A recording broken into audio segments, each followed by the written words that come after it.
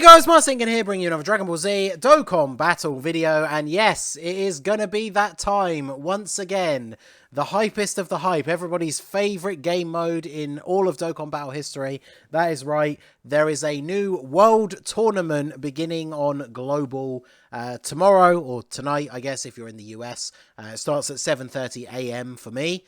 I'll be at work, so I'll probably do a little bit of grinding. I probably won't be streaming any until the actual weekend has begun properly over here in the UK, but I will be playing some because, yeah, we are now starting to see a trend with the World Tournaments upcoming. We've obviously just had one on JP where the same thing has happened, where we are now starting to get more and more EZAs, and we are not getting new World Tournament units. Now, the interesting thing is, you know, we've gotten a new SSR with every World Tournament for quite a long time, to the point where we still have quite a few of them that don't even have awakenings. So I do kind of like the idea of them not really bringing out any new ones and them just going back to focus on the old ones, right?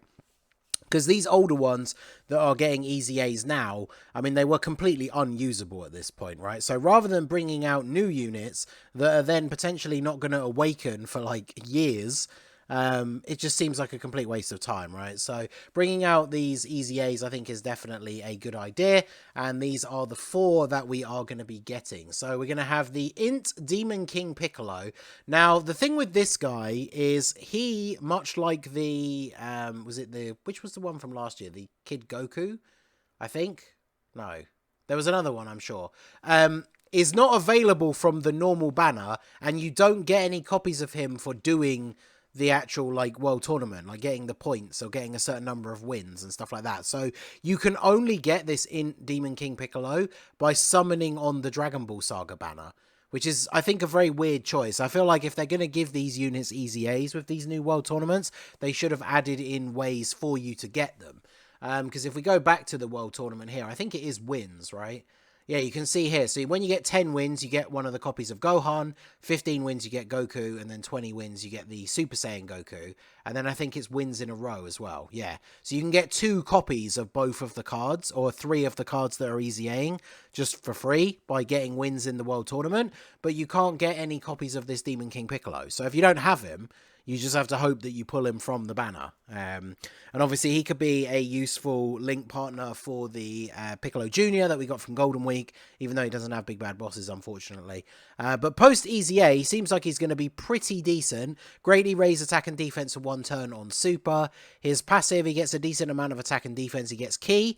He debuffs all the enemies' attack and defense. Then he is a sworn enemies ally support unit for 40% attack.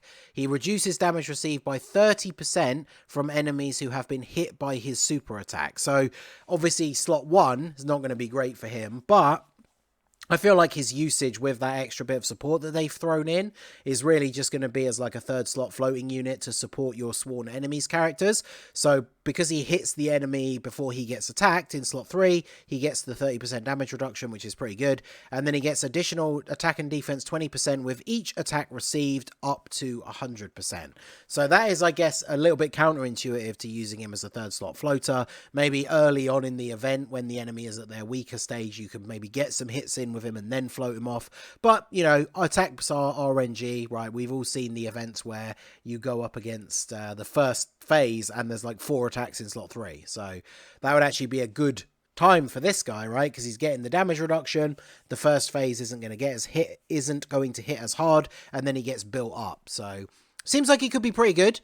Just a bit disappointing, like I said, that there's no real way for you to actually get him if you don't have him already, other than by summoning on that banner and hoping for the best, which is a bit of a shame, right? Like, I'm sure there'll be people going into this World Tournament who don't have him, will use all their tickets summoning on that Dragon Ball Saga banner and still not get him, which is a little bit unfortunate. But moving on to the other 3, so we have this INT Super Saiyan Goku. He seems like he could be okay. He's a support unit for AGL, Tech, and INT. So kind of similar to the Super Saiyan 2 Gohan from last time, where he only supports specific typings, which is interesting. He gets attack and defense 120. He gives those 3 typings 2 Ki, attack and defense 30%. He has a medium chance to crit built in, as well as attack when performing a super, if there is a tech ally on the team, which seems pretty likely, right? Considering how many good super tech units there are. And the fact that he is supporting them, right? And you only need there to be one, and they only need to be on the team. Then he has a medium chance to dodge and 50% attack when performing a super when there's an AGL ally on the team, which again, feels like it wouldn't be that difficult, right? Like, if we look at his categories, Pure Saiyan, Goku Family, Super Saiyans, Android/Cell Saga, Kamehameha, I mean, straight away you can see from some of those categories, if you're running that rotation of like Tech Carnival Goku and AGL LR Gohan, there's your Tech and your AGL units giving him his full passive, and he's supporting them. So definitely seems like he could be pretty solid. I think you would really ideally want to run him only with at least an AGL ally, because I guess having the built-in crit for a support unit isn't necessarily as important, but having the medium chance to dodge, even though it is only 30%, definitely feels like something that will be very useful. I forgot to say as well, he does raise attack and defense for 6 turns on super. So funnily enough, additional is way more important for him than crit. So it's funny that he gets crit in his passive. Like, if you haven't got dupes to this guy or you haven't done his hidden potential yet, I would say you want to go for additional and dodge, because the crit is built in. He has some dodge built in, but, I mean, you're going to want him to dodge most of the time. I would go, he's already INT, so he has level 5 dodge. So, yeah, I would go for something like 15 additional, and then I think he'll end up with, is it like 11 dodge as an INT unit? So, like 15 additional, 11 dodge, I think is probably good for him. But he seems like he could be okay. Then we have this STR Gohan in the Kai outfit with the sword. I really like the art. I'm not too sure on the card. Supreme damage with a high chance to stun, so no super attack effect is a little bit disappointing. Key 3, attack and defense 158%, so we've got a big number here, which is good. Additional attack and defense 50 when facing 2 or more enemies. High chance to launch an additional attack when facing 3 or more enemies.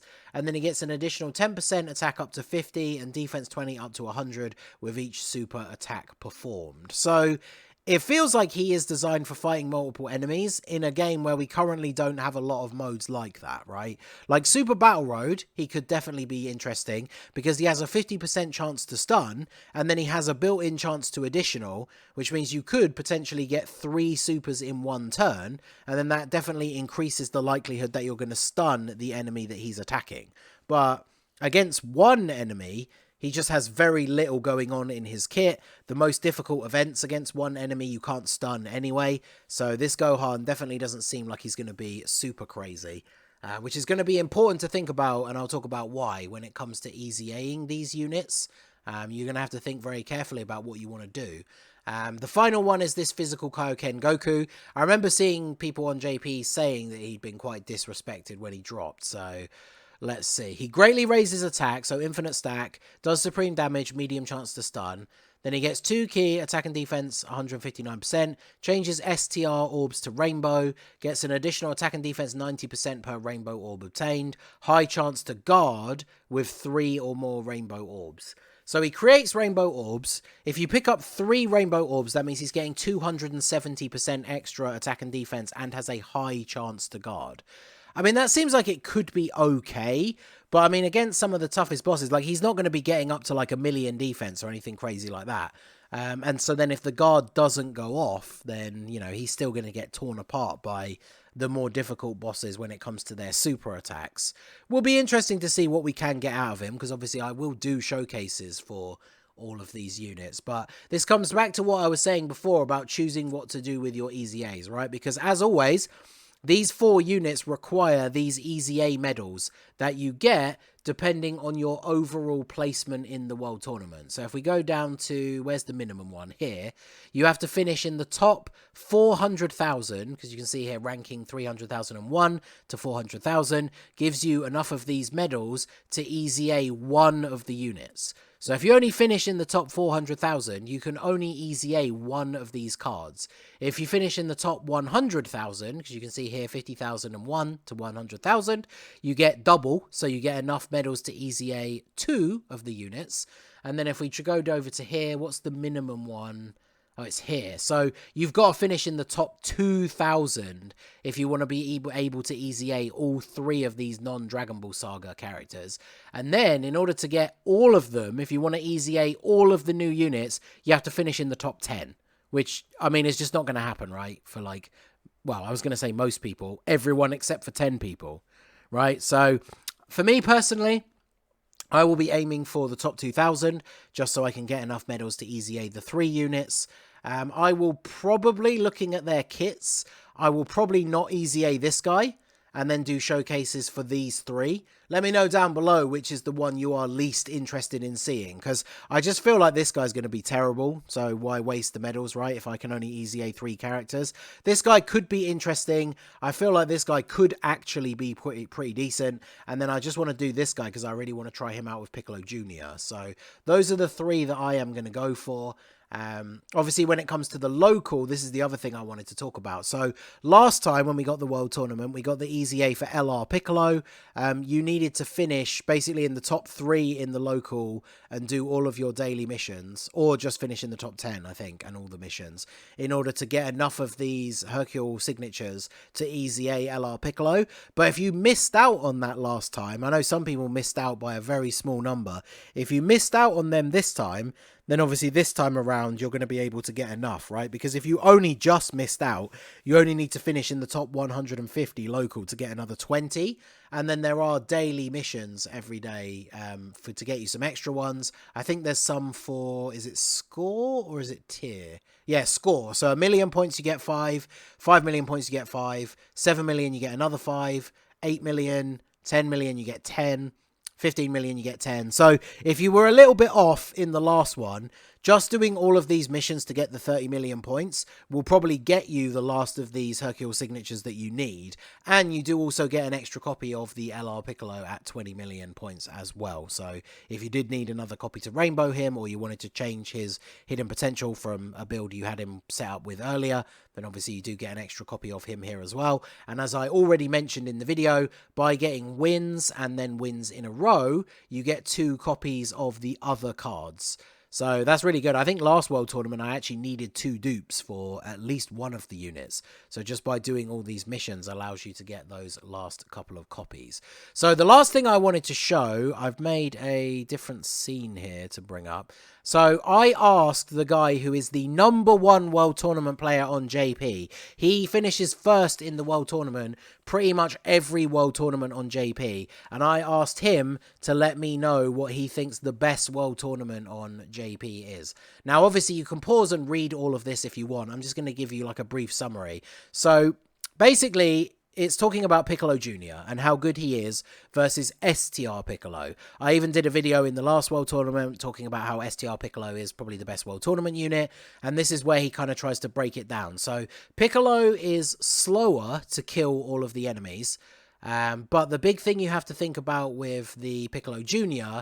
is in the final, when you're using his active skill to nuke all the enemies, especially if you only have him at 55%, will he kill all of the enemies if you're running him under a 120% lead, which is what most people do, right? Use the physical Ginyu, and then you bring a bunch of LRs with AoEs and stuff like that. And so there are instances where he cannot kill. So you can use an attack item in order to make sure that he does. But he showed a couple of teams here. So I guess this is quite a small image. I don't know if I can make it bigger without it messing up the scene on OBS. But so this left side team is LR Ginyu as the leader. Roshi is there for support. And then we've got STR Piccolo, LR Cell, LR Broly, and Piccolo Jr. It says we always have links or support for INT Piccolo. And then the right side, we have Ginyu, Roshi again, or sorry, Jackie Chun, Majin Vegeta, LR Cell, Broly, and thingy again. So basically it's just Piccolo replaced with Majin Vegeta. We lose a STR unit, so he's a top tier, a STR Piccolo, top tier World Tournament unit and a Fierce Battle Link partner, but it gives you more team cost, which means you get more points overall for your runs. And then this other final team here is if you want to run INT Demon King Piccolo, INT Piccolo Jr. as the leader, you have to bring a slightly different team, which means you will have a lower team cost.